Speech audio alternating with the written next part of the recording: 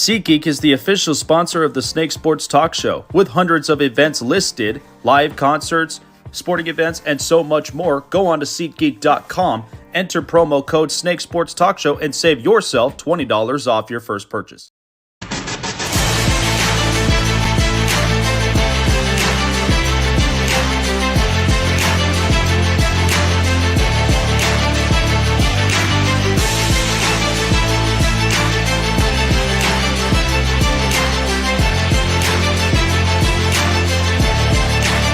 Live from Las Vegas, the Snake Sports Talk Show with Jake Silva starts right now. All right, ladies and gentlemen, well, it is about that time again that we are live in the 702 on a spectacular Sunday. This is the Snake Sports Talk Show, wherever and however you may be watching it. All around the social media grid, Facebook, YouTube, Twitter, Twitch, and Instagram. That's where you can like, follow, and subscribe, and hit the bell button for all those notifications. And of course, iHeartRadio, Amazon Music, wherever you can find your podcast as well. That is where we'll be catching a lot of the show. Boy, All-Star Weekend's been a really fun festivity, and of course, the Pro Bowl and such. So there's so much to talk about. Ryan Finkelstein I will have here on the show in about a couple minutes, but we'll be talking about the New York Mets and several moves that are happening right now around in sports. And as we know, next Sunday, Super Bowl 57, we are geared up for it in Tempe, Arizona. So I am excited for what the Super Bowl will be. As you know, next week, Saturday, no show, but Sunday, we will definitely be there for my Super Bowl Prime predictions. I will have an entire upload, and you guys do not want to end up missing that. So I do want to get into this conversation because just Friday, I'm checking out all of just, other sports scoops and such. And it has been officially announced. Kyrie Irving wants out of Brooklyn. Well, boo-hoo. You don't think anybody would think that itself is surprising news? We know Kyrie Irving is just one interesting individual. Okay? He did not end up taking the COVID vaccine.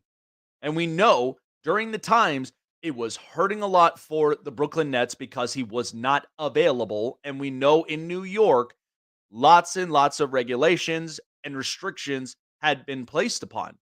I mean, every state that we know during the pandemic times all had different regulations. And we've been there. I mean, I've experienced that here in Vegas, and it was quite an experience I never want to end up going through again. But the thing you have to understand about Kyrie Irving is when we are in Kyrie Irving's world, and like it just all revolves around him, there is so much about Kyrie. Now, let's talk about Kyrie the player. First of all, he's got a beautiful shot. +2, he's able to nail down the threes. He's also got that signature step back of his, and not to mention, too, really good ball distribution and knows exactly how to handle the ball. But he has to be the player to have the ball in his hands almost majority of the time. But he's an excellent finisher, knows how to get to the basket, and when you need a shot, whether it's on the 3-point line or it's in the perimeter, that is where he'll be. But Kyrie, the person, at times would usually be his own worst enemy because of the fact of the entire COVID vaccine, which here's the thing. I get it for people who've taken it or people who have not. It's obviously a pro-choice type topic. Whether you have or you haven't, it's not going to change a thing. It's people's choices. But the fact of the matter is that Kyrie, in the way he ended up describing it and the way he went about his business, is he's just that type. It's kind of cancerous. You never want something like that in the middle of your locker room or in the building. And The thing about it is Kyrie at times can be flaky. I mean, we know during the tenure in Cleveland before LeBron arrived, he was the number 1 overall pick. Plus, he was getting all these endorsement deals and was doing all the best he can for himself. But Cleveland was a mess. And we knew that since LeBron left to go to Miami, win 2 championships, and then potentially come back to where it all started in Akron. And LeBron is the only person who honestly could get to Kyrie Irving. Really shaped up his game, really shaped up his maturity. So at that point, the both of them teamed up together with Kevin Love, with J.R. Smith, and several others that are on that roster. They made it into the finals in 15, lost, won it all the way in all 7 games in 2016. LeBron said that was probably one of the best moments he's had. But after the championship, Kyrie wasn't the same person. He wanted to go and prove to himself that he is a true leader and a number 1. I mean, he made this whole spiel about it. LeBron is just the kind of guy. He's not going to stand up in the way, not going to end up, interfering with what Kyrie wanted to do. So Kyrie goes to Boston. I think it was an interesting move between him, Gordon Hayward, Al Horford, and the rest of the group. And then you had Jason Tatum and a young Jaylen Brown. And then Gordon Hayward gets hurt. Later on, Kyrie gets hurt. But yet this emergence from Jaylen Brown and Jason Tatum starts to happen. Boston feels like that, hey, if we could go and win ourselves a championship, do we truthfully need Kyrie? Once Kyrie came back the next year after being in the Eastern Conference and missing those games, Kyrie served to be a liability. They got knocked out in the second round, and they were a talented team. Defensive, smart on shots. They knew how to manage clock management, and that's how they were. But they got knocked out in the second round, and especially against Milwaukee, which we know Giannis is great, and it's a great defensive minded organization. But the fact of the matter is that Kyrie was all about himself. So instead, flakes out in Boston, goes to Brooklyn, says he wants to play with his best friend Kevin Durant. Now things are really taking a turn for the worst. Because then you recruit James Harden, which we know James Harden, really good shooter, and had basically put up as many points as he has during his tenure and his career, but then slowly is starting to erode. And Brooklyn, majority of the time, didn't even have all 3 of the same players on the court. Not all 3 of them. Only for a short tenure, and they never won a championship. Instead, it got Steve Nash out of the building. We all know about what happened during that time and when Kyrie had visited Steve Nash, and then all of a sudden it took a turn for the worst. And Steve Nash now officially retired, not even considering coaching, which is fine. I think Steve Nash is a great player and a real good coach. I think it was just an unfortunate situation, and it was a ticking time bomb waiting to explode. Now, because just the past off season, Kevin Durant says he wants to request a trade. I don't blame him, because the fact that James Harden, he's left out of the building, he's in Philadelphia, taking at least a team-friendly deal to, at the very least, get the Sixers where they want to be as a championship caliber team. It's going to take some time. They need more shooters, and they need to get more defensive and clock management also. But Kevin Durant sees exactly all the turmoil that was happening all around Brooklyn. Now, Kyrie Irving wants out. Well, ain't that a coincidence? Only 2 teams that would be interested in Kyrie Irving would be the Dallas Mavericks and the LA Lakers. Why the Lakers? Wouldn't you have guessed? LeBron is there. The Lakers are desperate. They need to have shooters because right now, all the reports are that the Utah Jazz are interested in Russell Westbrook. I feel like LeBron has total control throughout this whole narrative. I guarantee you he probably went on and made phone calls to a lot of people saying, hey, get this story out here. that Utah's interested in Russell Westbrook. We need to get Russ out of LA. And then probably makes a phone call to Kyrie and says, "Hey, like, look, if you come on to LA, we need you as a shooter. We need offense. We have myself and Anthony Davis. And plus 2, Rui Hachimura. He's actually been playing really decent. But the Lakers are a desperate franchise now that they got to win.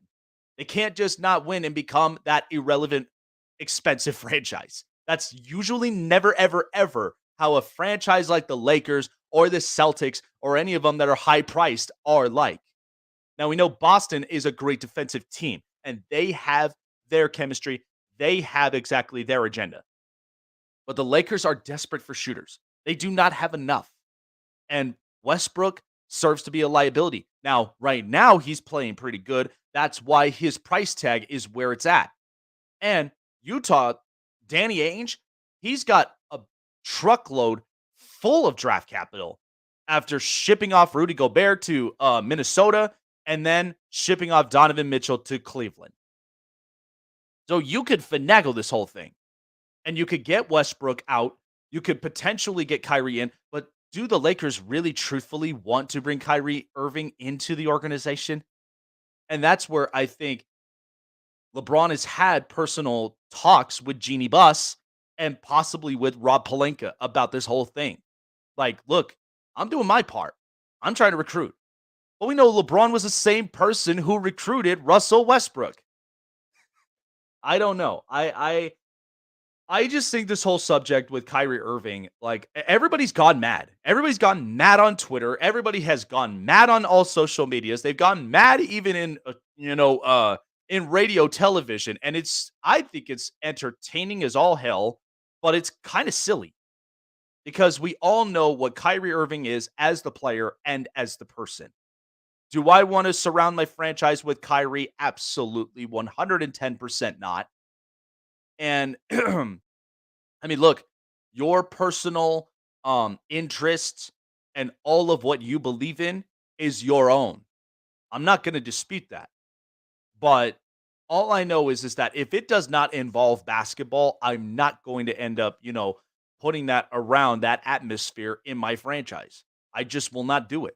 I want to have guys that are dedicated 110%, that are willing to work, who are defensive and offensive minded, the guys who really gel around each other with as far as chemistry. And it is one of those hard topics the Lakers have to deal with. The Mavericks, I mean, I don't know if Mark Cuban really is going to spend that money to do that. Now, I know Luka needs more people. It's mostly because it's just been a one-man show for Luka Doncic. But I know both those players, you have got to have the ball in their hands majority of the time. I don't see that working well. I know both of them. They're very vocal.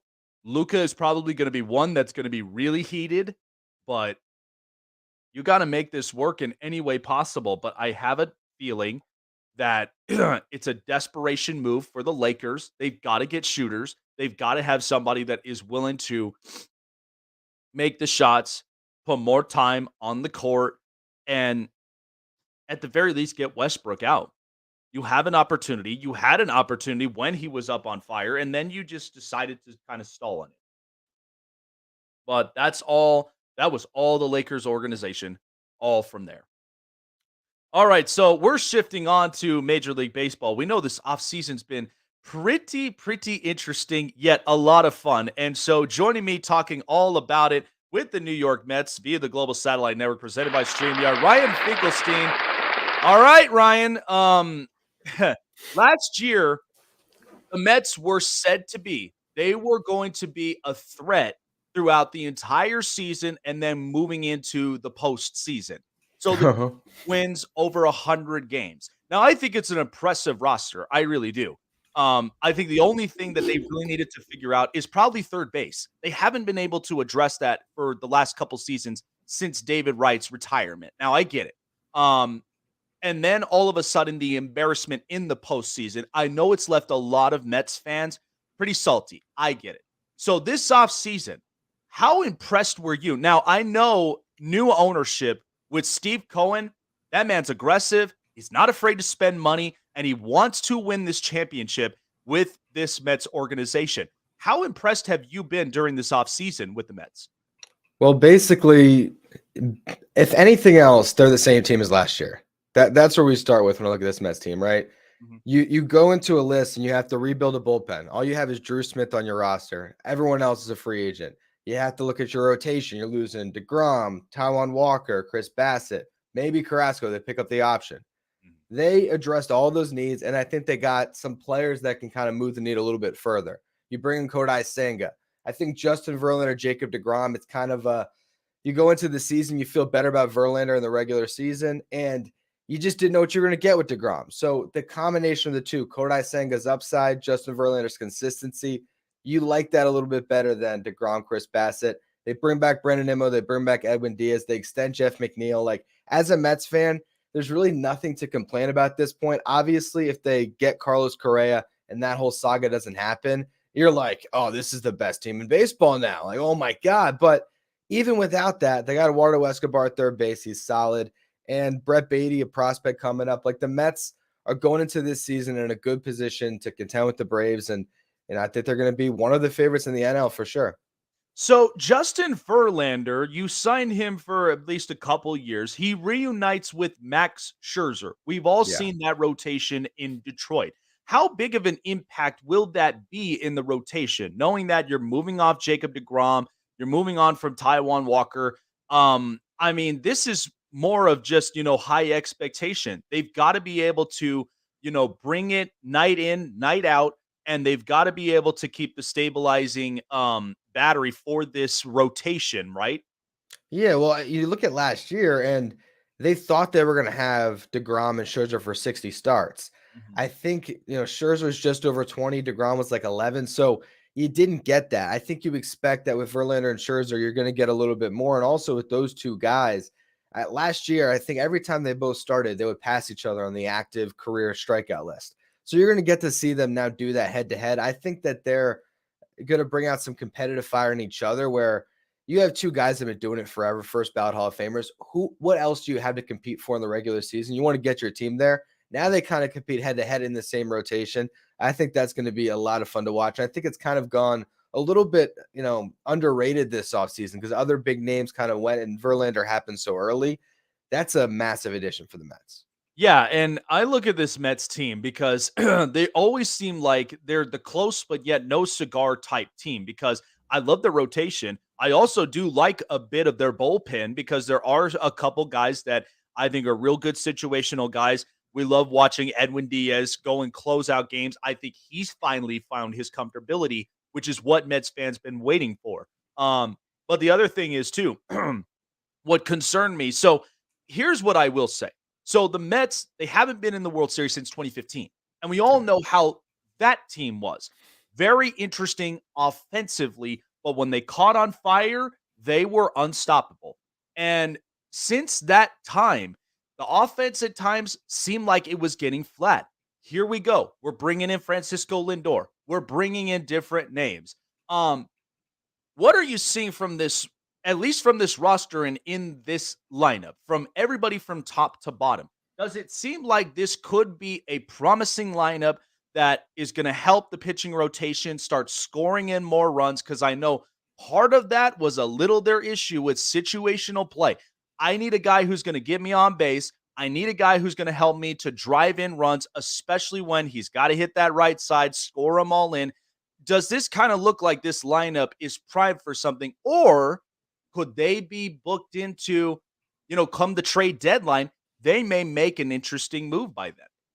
So I think when you look at the Mets from last year, people kind of forget they were top 5 offensive baseball and run score and some of the advanced metrics. Like, they're a team that doesn't play the loudest offensive game. They have a lot of guys that get on base. You look at the lineup 1 through 9, the only like really big power bat is Pete Alonso. Now, Francisco Lindor, he had over 25 bombs last year, drove it over 100, but they don't have, you look at like a Phillies or some of these other teams, they have 2 or 3 guys in the middle lineup that you feel like can hit a home run at any time. The Mets don't have that, but they have a team that fields the ball really well defensively, that, gets on base at a good clip. And there's not really a lot of holes in the lineup. They're a type of lineup that kind of grinds at bats 1 through 9, pass the baton, but they do need that extra piece. And I think they're hoping now, because they weren't able to grab it in the offseason, that one of the prospects can be that. They have Brett Beatty, Francisco Alvarez, 2 top 100 prospects. If either of them can kind of break through and maybe supplant a Canna or an Escobar at third base and left field, if it's Beatty or Alvarez, you're talking about a catcher. So that's your hope and dream, is you have Mike Piazza reincarnated. We have no idea if that's going to happen, but that's what you're dreaming on, right? So if one of those guys breaks through, I think they're fine. But also, if this is a team that is in contention at the deadline and a big name shows up, I think the Mets will be all in, and one of those prospects might be traded. Yeah, and I could tell you one thing, because I remember the conversation last year where everybody was all thinking Wilson Contreras was going to be Yeah. a big name who probably would have been a really good fit with this Mets organization. But I saw the pushback. They weren't going to get rid of Francisco Alvarez. They see too much tangibles from him that they don't want to make. They want to make sure they secure him. They don't trade him away because they know how big of a commodity he'll be when he officially gets in that Mets uniform. So speaking of that, because now the Mets have Luis Ariz, which was really interesting because now they just so the Marlins actually got a rise. the Marlins did. Oh, okay. Yeah, I was like, for a split second, I'm like, okay, perfect. So then that opens then the question. So Francisco Alvarez comes in to the Mets organization. And I think he's got a lot of really good stuff. He's got the kind of stuff where he's got a really good solid bat, could be really solid on offense, and somebody too that can really come in defensively that can help the Mets with their catcher situation, because they tried this with James McCann. McCann, real good player, but even times will be a little bit spotty on the offense. So, how impactful will Francisco Alvarez be when he officially gets to the Mets lineup? He'll be very impactful. Also, I think I'm connecting some dots in my head here. I think you were thinking of Omar Narvaez. Arias just got traded. Oh yeah, So I similar names. yeah, I think Omar that I was Narvaez, connecting the dots. So Luis Ariz, he just got traded from the Twins to the Marlins. That's why he's in my head recently. Mhm. Narvaez, they did sign 1-year deal, club option. So he's kind of a stopgap. They got Narvaez and Nito. Narvaez left-handed bat, so they're going to platoon them. And I think they're going to put Francisco Alvarez in AAA and make him earn the promotion. And I think when you have a player this talented, if he goes out in Syracuse and puts up big numbers in AAA, we're going to see him. And when we do see him, the biggest question, more so than the bat, well, it's kind of it's twofold. With the bat, last year we saw he could get exposed a bit from high heat. If he can address that, I think he will. He'll be fine as a hitter. But then it's commanding a pitching staff at 21 that has 2 guys that are damn near half his age, or double his age, excuse me. So I think that's the bigger question. But that's why they're putting him in Syracuse to start the season. Let him catch every day and get back on track. Yeah, and I think he's going to be a real good addition to this lineup, and especially to you with you're right. You got to be comfortable playing behind the plate and being able to commanding the pitching staff, because of course too, guys like Justin Verlander and Max Scherzer, they're going to communicate with you and they're going to tell you, look, this is stuff I throw. And if we ain't communicating well, this is where it becomes a problem. And then the rotation kind of gets a little finagled. But hopefully when he does, I think it'll be really interesting, because I know the Mets, they know he's a top prospect. They don't want to get rid of him, and they know they want him a part of this lineup. So, interesting thing, but Michael Conforto, so he's no longer in the Mets organization. He takes a deal with the Giants. We know the contract extension talks were a little bit spicy, at least from what it looked like. So outfield, I know they've definitely got to address in some areas. Now, they could definitely handle maybe almost like maybe about 80, if not 100 games into the season. They could try to, at the very least, how they perform. They'll be really, really, they'll be solid at it. But at some point, they're definitely going to need to look into upgrading a little more on the outfield position. Have there been some guys in mind that you think the Mets might catch on their radar for the outfield? I think you look at the Mets outfield right now, and I think they feel pretty good about it because, excuse me, last year you had Mark Canha, Brandon Nimmo, Starling Marte. They all played pretty well. I think your question is Nimbo going to put together another healthy season? Marte, he's kind of missing about 40 games of pop at this point in his career as well. I think you trust is going to be out there, but he's at a point in his career he gets on base, but he doesn't really do too much extra. So they signed Tommy Pham as kind of that flyer for maybe that first 80, 100 games that you're talking about. Tommy Pham's a guy that in the past can, give you some power and might be enough.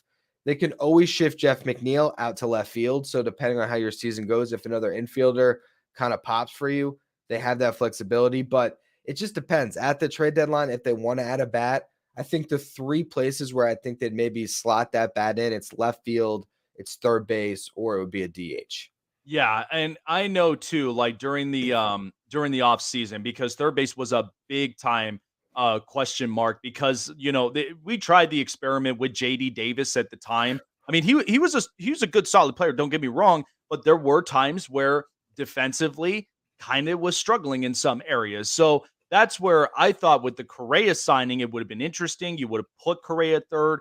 Lindor would have been familiarized with him because we both seen how they played in coming up soon, the World Baseball Classic, where they played in Puerto Rico, and they were just comfortable with each other. But now that's no longer the case. So it would be interesting to see them during the trade deadline. Hopefully, if they do potentially get somebody on there, because I thought of a few names on third base that probably would have worked with this. We would have thought, well, do we really want to risk it bringing Justin Turner back to the Mets blue? That was a conversation. Now I am curious because the Phillies were in the World Series last year against the Astros. The Braves, I think it was just an unlucky kind of year for them. Now they played well, but they get eliminated, and now they're going into next season. They're upgrading still more pieces, but they still continue to be that pedigree of tough, like just as a tough team in that division. The Mets have that opportunity to be that competition now because I think it's a 3-team race from this point. What do the Mets really have to do better for this year in the NL East? Because honestly, the Marlins they're obviously reshaping themselves, and so are the Nationals. So it's only between the Braves, Phillies, and Mets.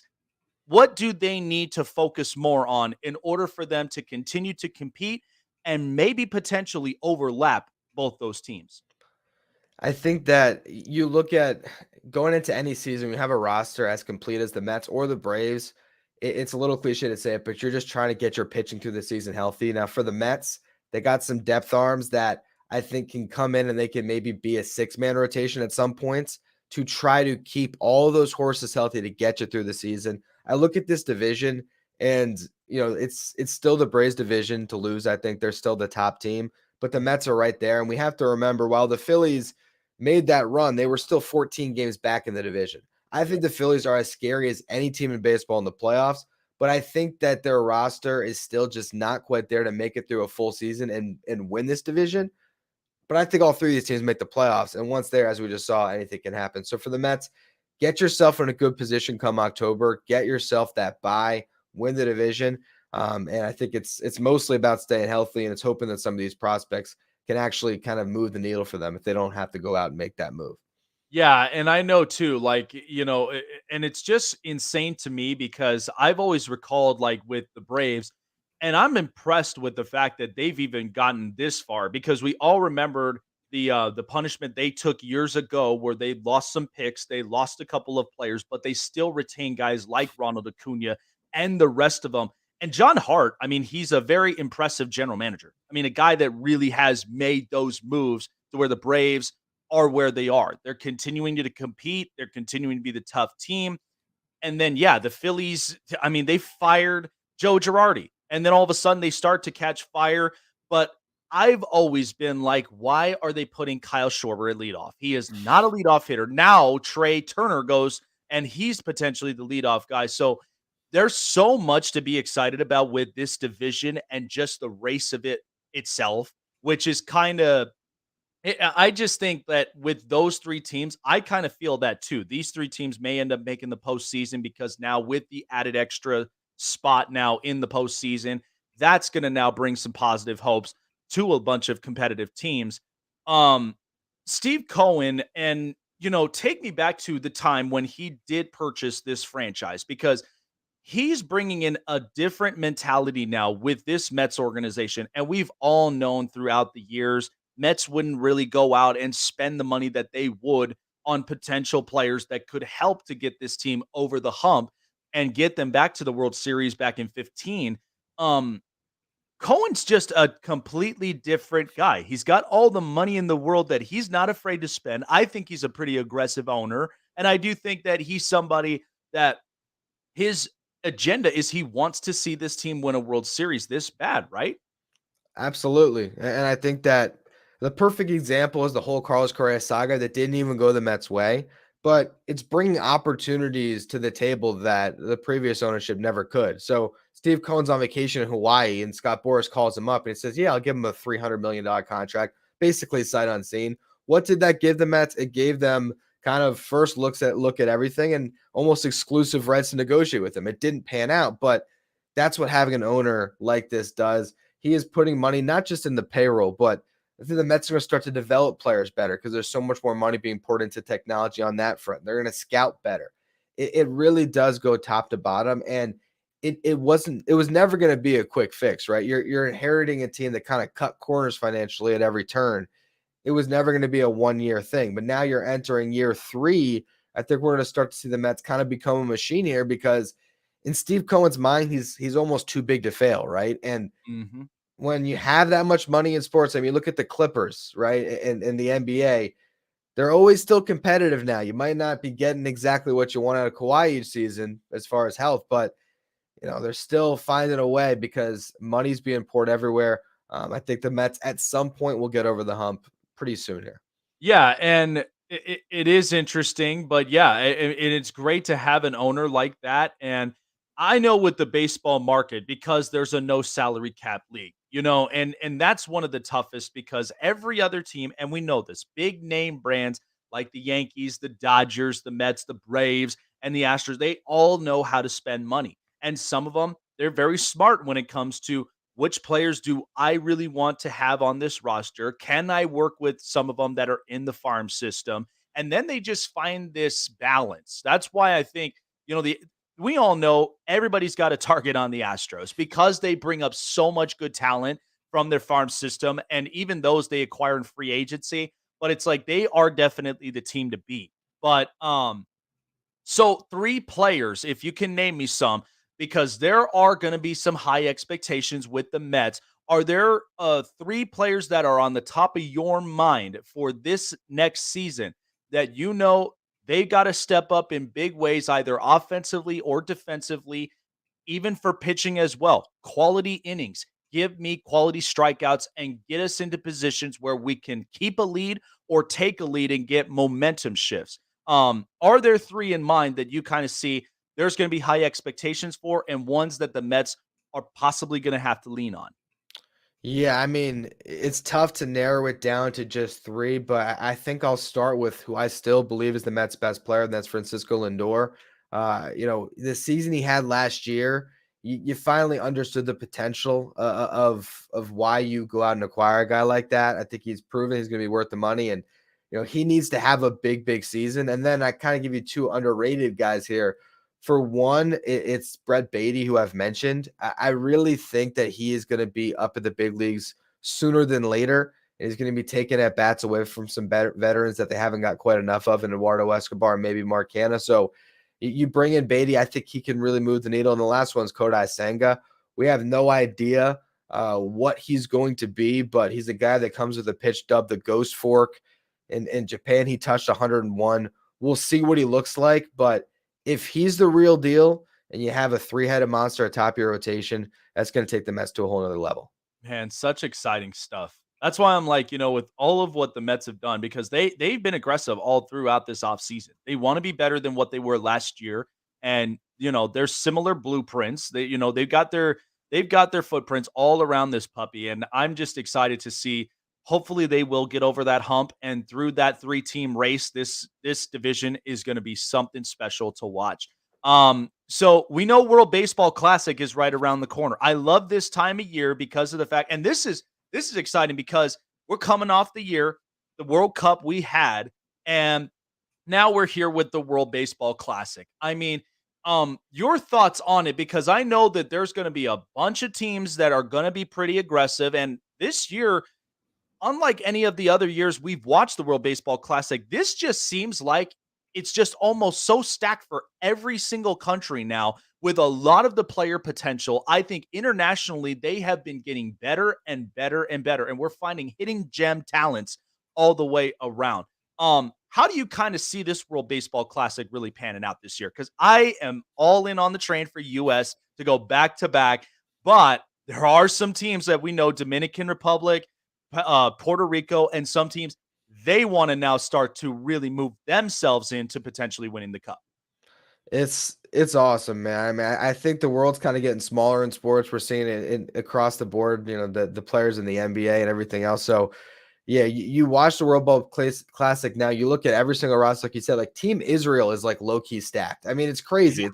It's across the board. So obviously, we're going to be pulling for Team USA, but at the same time, as a baseball fan, I work at Just Baseball. We're going to do roster previews for each team, and even a power ranking. And I'm just excited to watch great baseball. And I think I'll find out who I'm really pulling for as far as what team is the most fun to watch as the tournament goes on. I remember last year it was hard not to love, or last time it was hard not to love, like Puerto Rico. And especially now as a Mets fan, to have Lindor on the team.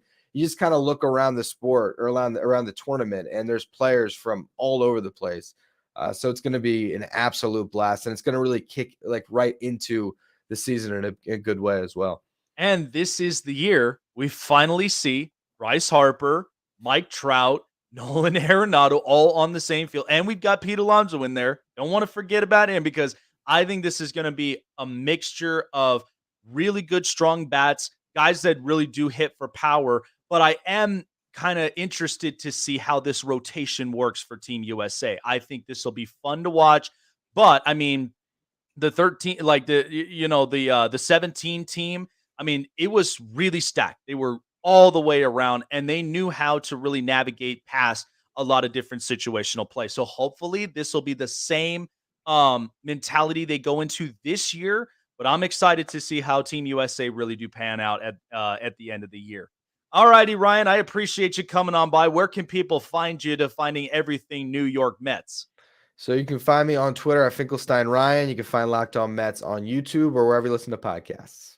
All right. Appreciate your time, Ryan. Have a great rest of the weekend. We know All-Star break is going to be closing up and things are going to get serious in the second half of the season. But for you and I, baseball season's right around the corner, and we can't wait to see how the Mets will perform out this next year. Appreciate your time. Have a great weekend and take care of yourself, my friend.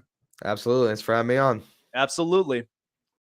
Yeah, I think that the Mets this year, they are really going to start making some noise. And the only thing that I think about with this, with at the very least this rotation and this lineup, I mean, it's really good. Yeah, Omar Narvaez is what I meant to say rather than Luis Arraez. Um, but um, but at least they have a serviceable guy with Narvaez there. It was an interesting signing, but I think that's part of the reason, because with Francisco Alvarez going to be coming up in the minor leagues, he's going to be ready to get going. And I think also possibly the team will very much they got to get past that hump. They won over 100 games. They lost in the first round of the postseason, but there's so much that you can honestly like about this Mets roster. And I think Steve Cohen, because of his aggressive mindset, he's really put together a really, really good just a really good tandem of some guys. And so I'm interested to see how the rest of this year really will be. But again, I think it'll be great. I think this year it is a 3-team race. It's what I mentioned before. The Braves are getting stacked up. The Phillies right now, they want to get back into the postseason, and they've got unfinished business. And then the Mets, they want to do whatever it takes to get themselves back in the World Series since 2015. So, all right, we're going to be taking a short break from here. When we come back, there's so much we've got to talk about. Obviously, with as I pull it up from here, but there's a lot, like I said about the Kyrie Irving situation. I've never really been a fan of Kyrie, and I know exactly what his style of play is. And again, it's good. It's really, really good. But I think it'll be interesting. We'll be talking a lot about the trade deadline destinations. Plus, two, Bo Horvat officially a New York Islander. We know the trade deadline for the NHL is coming up soon, and there's going to be a bunch of teams. They're going to be aggressive. We talked with two of them yesterday with the Avalanche and the Stars. There are going to be teams that are going to want to finagle some moves, and we'll see exactly if they got the money in the cap to do so. Alrighty, folks. Well, as we've said before, so the exciting news um, for all of us here on the Snake Sports Talk Show is now we are officially partnered with the big app that gives you all of the best in best class seating. That is SeatGeek. If you cannot find your seat or you're having trouble finding great prices on all things you enjoy, live sporting events, live concerts, even stand-up shows, or even just, orchestra shows, whatever the case may be, SeatGeek has you covered with all of the best prices in tickets and, of course, finding your best seats to get the best seat in the house and to enjoy what you love most. And so with SeatGeek now partnered with the Snake Sports Talk Show, your promo code here is Snake Sports, and you get to save $20 off of your first purchase with SeatGeek. So don't delay. Got a show, got a sporting event you got to get to, can't seem to find the seat at the right price? SeatGeek's got you covered. SeatGeek.com, promo code Snake Sports. That's SeatGeek.com, promo code Snake Sports.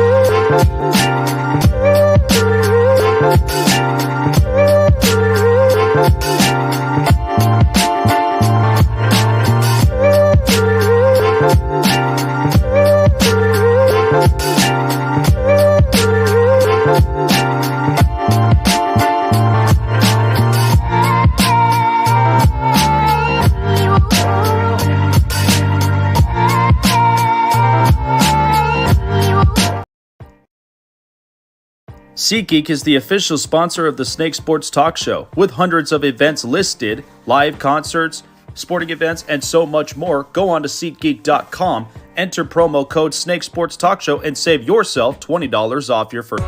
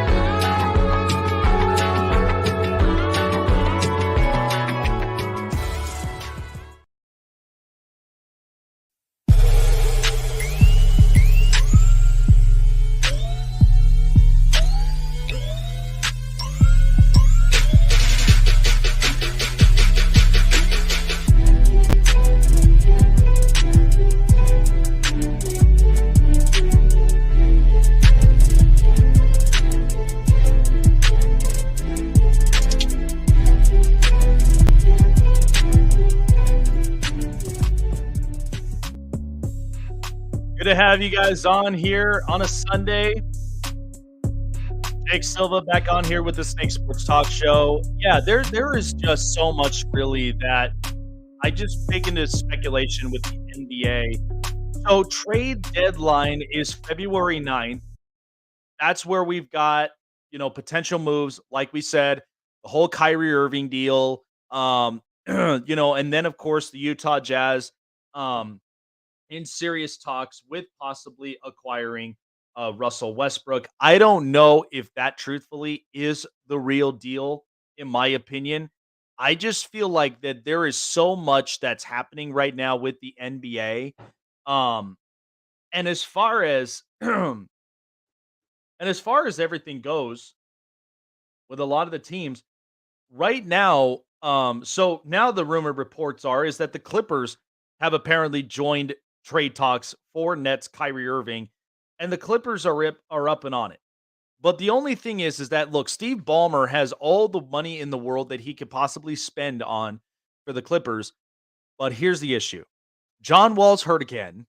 Um, Kyrie or Kawhi Leonard, he's non-vocal. He's not exactly the vocal leader that you could possibly build your organization around. And uh, if you looked at Kawhi and just his track record, when he was with the Spurs, all the leaders were Manu Ginobili, Tim Duncan, and Tony Parker. And it was an entire defensive pedigree under Greg Popovich. Um, One of the things that I think is interesting about it was, the Spurs, they were willing to, at the very least, keep on Kawhi Leonard for quite some time. But instead, a lot of the load management and all the injury stuff, it's kept him away for a long, long time. And he's non-vocal.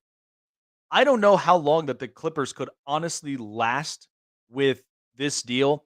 At first, I thought it was going to be something that the Clippers could get over the hump at, but they're still continuing to be the same old Clippers team where they just collapse. And they don't even have a strong point guard. So that's why I'm like, I understand with the Kyrie Irving thing. I just don't think anybody would ever want to get into business with him.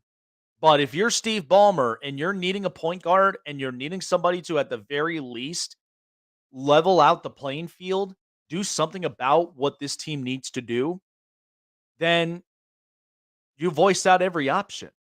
But this is just one of those. It's one of those things.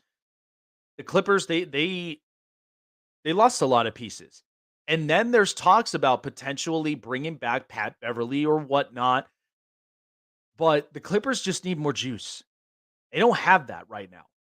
And with John Wall hurt, which John Wall gets hurt almost all the time, and this just isn't working for the Clippers. So they have to be able to make some sort of moves. But but the Kyrie Irving deal, Clippers, Mavericks, and the Lakers right now are kind of the three teams that are interested in that. Lakers are they are very much a desperate franchise right now who needs shooters because you're not getting that with Westbrook, and they are trying to get Westbrook out of the building. LeBron was the same person who recruited Westbrook. That's why with the Kyrie Irving thing, like he's the only person that could literally talk with him and really come to sense. We know Kyrie has a lot of personal issues from his background. We know that. I'm not going to dig deep into it. But every single one of the stuff that Kyrie Irving is basically made. Now, as the player, really good ball distributor. Um, he's good at his shots, whether I need one in the perimeter or I need somewhere on the wing to, at the very least, control the lead or gain the lead and then control the clock. So, and the Lakers, right now, Rui's looking really good. So there's potentiality where the Lakers could revive themselves to where the Western Conference is a little more open, but I know the Warriors, they are still the team to beat. And we know that they've got a ton of veterans, but they want to win now again before they have to go into talks of now what do we do for our future? So we know the Warriors are in that talk, but in the Eastern Conference, what are you going to do against Milwaukee and potentially against Boston? It's really not going to help your case. So I just think that the Nets, it's why I vocalized and I voiced about it with Kevin Durant, and why it was just that kind of point that like Kevin Durant needed to leave Brooklyn. I don't know why he's still there because I think this is just kind of damaging a little bit more of just his reputation and his legacy behind all of that. Now, I know a lot of people will tell me one thing, legacy's not everything, and I know that. But the other part of it is Kevin Durant is so damn talented that the next thing you want is you want him to waste away his talent. And I know part of that was his own decision making. He wanted to play with his best friend Kyrie Irving. I don't think there's any beef between the both of them. I think part of that is that Kevin wanted out of Brooklyn for his own reasons. Kyrie now wants out of Brooklyn for his own reasons. And now I know part of this was it was contract extension talks. Things got heated. Now they tried to do this last year, didn't work. Tried to do it this year. Now he's absolutely heated. And I think part of that is you got to get him out of the building. And I think that's what the Nets are really focused on. So I'm interested to see exactly how that all pans out. So I did talk about the Western Conference for the NHL as far as teams that are buyers or sellers. So the New York Islanders, they had ended up acquiring Bo Horvat in exchange for Anthony Beauvillier. So there is a lot that you could literally break down and really dissect throughout the rest of the season. So I look at the I looked at the Western Conference. Right now, Seattle is leading the Pacific with the Kings and the Golden Knights. And Dallas, we just had Dane Lewis on yesterday and was potentially saying that they could potentially be buyers. They got to get some guys that are offensive. They got to get a top 6 winger. They got to get at least somebody that's able to stabilize that offense, because right now, not a whole lot of communication when it comes to Tyler Seguin on the second line. So Dallas, Winnipeg, Minnesota, and then there's Edmonton and Colorado. So we know Colorado's just absolutely stacked. But the teams that are literally outside looking in, where you've got Calgary and Nashville, those are the only 2 teams. St. Louis, they kind of just kicked the tires this year. And that's why, Ryan O'Reilly, he's been a big talk. It's hard to move off of a guy like that. Now, I don't know, and the trade deadline will be interesting to see, because there's going to be a bunch of offensive guys they're going to want to move out. But I do think that because of where the Islanders are, they're only about a few games away from the wild card. They're only about 2 points out. So, and you got Washington and Pittsburgh that's there. Carolina, New Jersey, and the Rangers are the ones who are leading that Metropolitan Division. And then there's Boston, Toronto, and Tampa. So those teams from there, only ones outside looking in: Buffalo, the Islanders, and then Florida. Buffalo is trying so desperately. They are literally living the moment like the Seattle Mariners. They really are. They are trying to break away from what they have been for the last few years. And Tage Thompson is something special. You're getting the best out of him. You're getting the best out of Alex Tuck. I think Peyton Krebs, he's another one that's going to be really good. But the goaltending has been a lot better. But Buffalo, I know, wants to get over that hump. And we've been watching this now for the last few years. So I think the Islanders, because they needed to fill in the hole that was left out by Jordan Eberle ever since he went in on the expansion draft to the Seattle Kraken. Now, one of the big things about the Islanders, Eli Sorokin's having a real good year. They've got to get the best for him. And offensively, everybody has got to gel. That's why I think Bo Horvat really does work in this organization, because he's somebody that, former captain, somebody that's a really good puck distributor, and somebody that could really, spark up an offense, because they've got real good pieces. Brock Nelson, Josh Bailey, JG Pageau. So there are a bunch of possibilities that the Islanders could be very interesting this year. Now, we know they moved off Barry Trotz this offseason. They got a new coach, but they are outside looking in. I feel like the Islanders, because of the move, they may not be done, but they certainly want to creep their ways back into the playoffs to where they could potentially become a threat in the middle of it. So lots and lots to look forward to. But so as I've said before, so we've got 5 minutes left before we end up jumping off. So I'm going to take a look at the Eastern Conference now, with as far as the teams outside looking in. So looking at trade deadline moves. So let's start with the New Jersey Devils. So the Devils, are they buyers or sellers? I think the Devils right now, very young, very interesting team. They could potentially be buyers to get themselves a veteran in the offense because Jack Hughes, Jesper Bratt, and several others on this roster, they have been impressive this year. Plus, too, don't forget, Dougie Hamilton, really good on the defensive side of the puck. But they really have been figuring out their goaltending situation, which is now finally set and established. Now, they could go and get themselves a real good veteran, but I think Devils, they'll be an interesting team to see. And I think potentially you're going to watch them. They could be on my radar of really interesting teams going into the Stanley Cup playoffs that could be a threat. They could get past that first round, but I think the second round, that is where things get really, really serious. I don't know if they can get that far, but they'll be an interesting team to watch. Buffalo Sabres, buyers or sellers? I think Buffalo has to be on that train of buying this year because Buffalo's got plenty of money to finagle with, and not only that, but we know they've had an awful lot of draft capital. That's why the Sabres this year, Tage Thompson's looked really, really good. They found their offense. And by the way, Linus Ullmark, I know they sent him away to Boston, and he is succeeding. But they fixed up their goaltending. It's solid, but it's not as great. But several others, they could be looking for maybe adding offense or defense at this point. Because I think Rasmus Dahlin, he's finally arrived. He's finally looking like that top pick. And several others right now on this roster. It's young. Alex Tuch's playing really, really good. And there is so much you can like about Buffalo. I'm pulling for them to, at the very least, get into the playoffs because I always love a great story.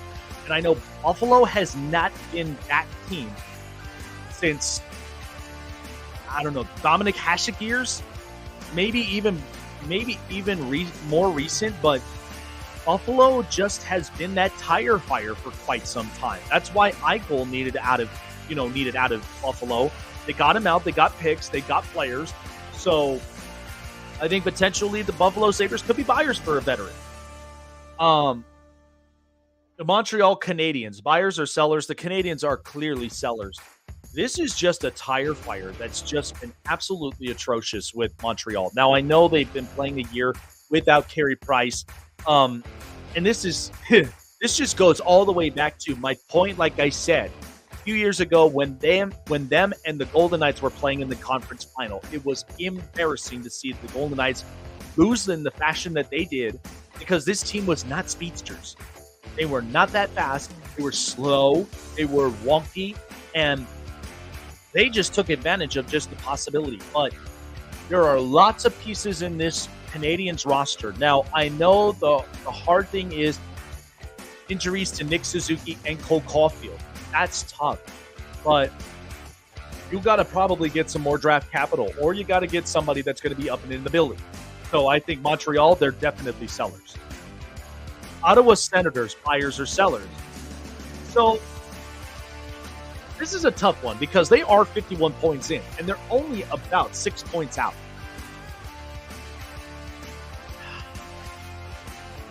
I think Ottawa is buyers. The reason I say that is because Ottawa needed something new. And they got Glageru, they got Alex DeBrincat. The only problem is there's not been a whole lot of consistency. Maybe they go and they reach out and they possibly talk with some teams to add some stability.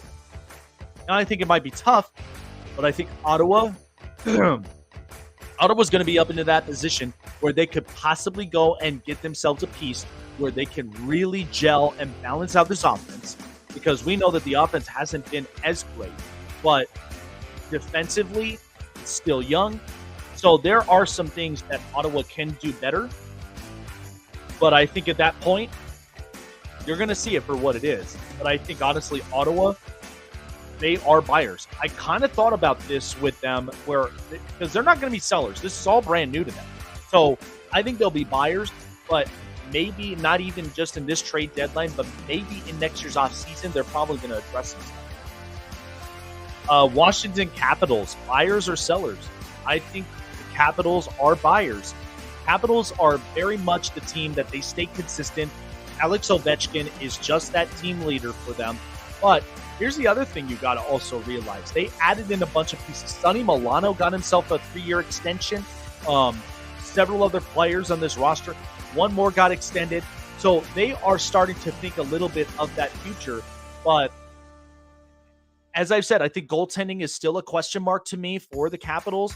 But both them and the Pittsburgh Penguins, they are both the teams that are kind of lurking in. They're hanging on by a thread.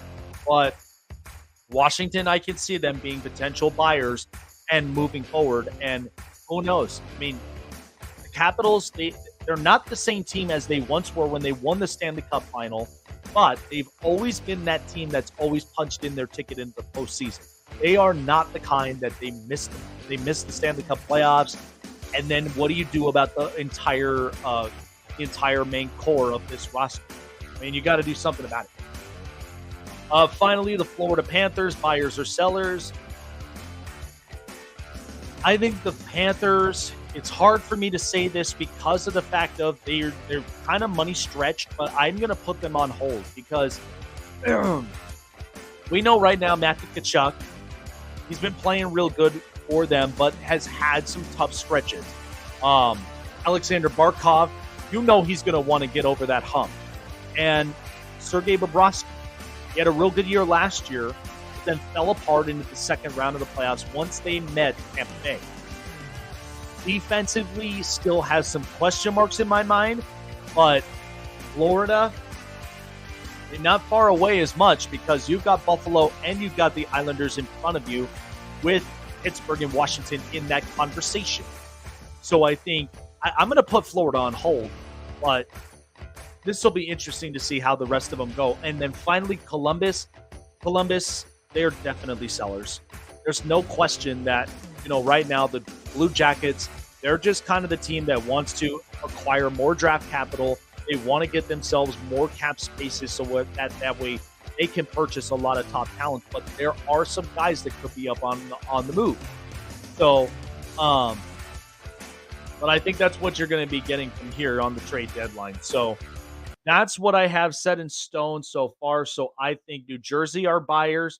The Islanders, I don't think they're done yet after they got Bo Horvat. They might be making a couple more moves. Buffalo are buyers.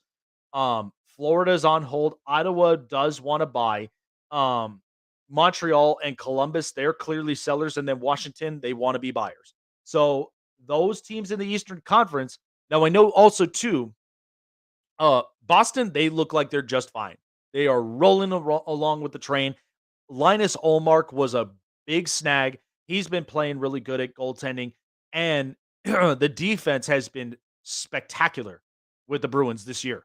So, and then Toronto, I don't know. I've even put them on hold. I think the Toronto Maple Leafs, because we know they have to be better than what they were the last year, and they could not even get past the next round in the playoffs. So this is interesting for me to look at, but I think the Eastern Conference, much like the Western Conference, it'll be a little bit interesting, but there are several moves that I look into and I just know right off the bat, it's going to be interesting to watch them. And I cannot wait to see how trade deadline, it's going to be exciting. It's going to be nuts, but I do think there's going to be a lot in store for the second half of the season.